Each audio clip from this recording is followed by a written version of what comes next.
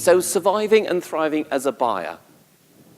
Consider what the home is worth to you. Now, this will be something, bear in mind how much amazing research people like RP Data have and how much information you can get from your papers and online.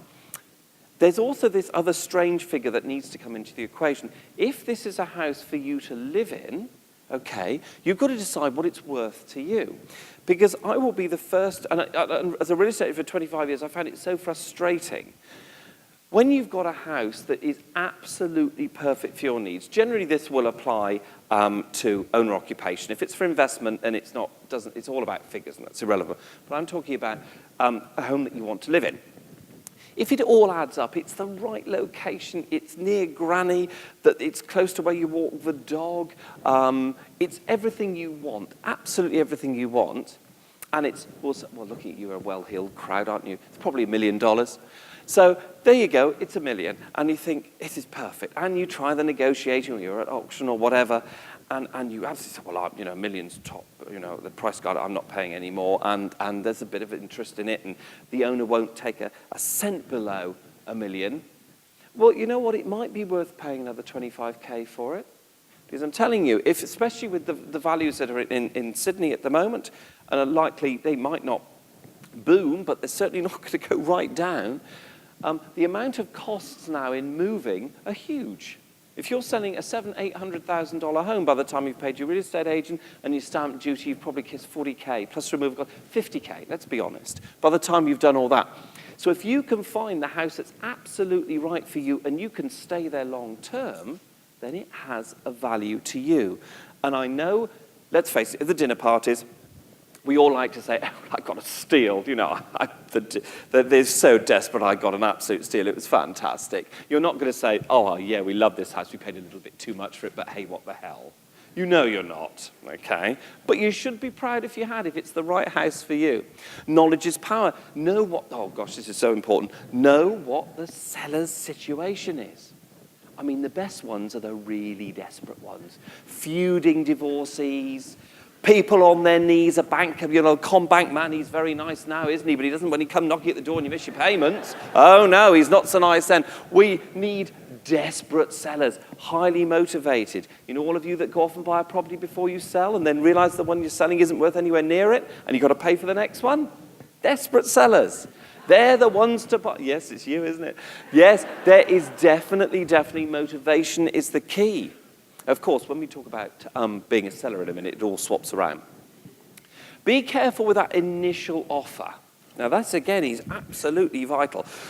In my days of real estate, quite often you would get this situation where the buyer would know that the seller was desperate. Let's go back to our divorcees, feuding couple. They're desperate to sell. They don't even want to speak to each other anymore.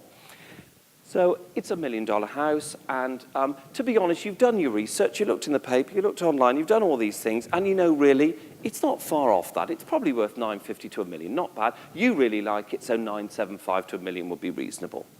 But oh no, you're a buyer. You're ready to go. The man from the CommBank sorted out your loan. You're all set, ready to rock and roll. $750,000. Right? Aren't you the clever? Wait until you do the dinner party scene with that. Paid $750,000 for this. It was last on the market at 1.1. I can see it now. But you know what that does? Just upsets everybody. The agent gets very, very upset. I used to cry.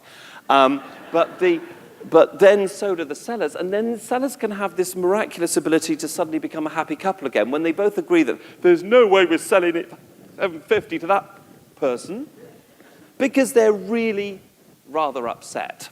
Okay, and you upset everybody. And then seriously, this has happened. It may have even happened to you, but I will guarantee you, people will refuse to sell to you because you've upset them. Remember, this is real estate talking about houses and finance, but the reality, we're just talking about people. People's feelings, they get upset and very annoyed with you. So you've got to justify that figure. So if we go back to our $1 million house, and we know that you're really quite comfortable with paying $950,000, $975,000, but you know the owners are on their knees, you might try a cheeky $875,000 maybe. But you'd say to the agent, look, we're really serious. We're in a position to go ahead. This is $875,000. Yes, it's low, but we've got our reasons. The market's this, da-da-da-da. You might have a chance.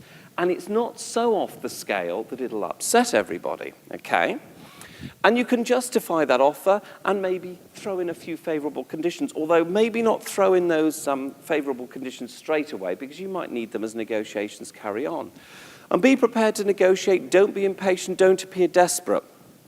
But do what you say, and that's so vital. So you've said 875, and the agent comes and says, well, no, they really want 975. So, okay, all right, fair enough. I'll increase to 900, and I'll bring settlement date forward. Okay? Now you start to offer them incentives. And then you say, and then they say, okay, well, that's fine, but we expect, I don't know, we expect you to appoint your lawyer straight away. Well, if they do, you do. Okay? You do what you say you're going to do.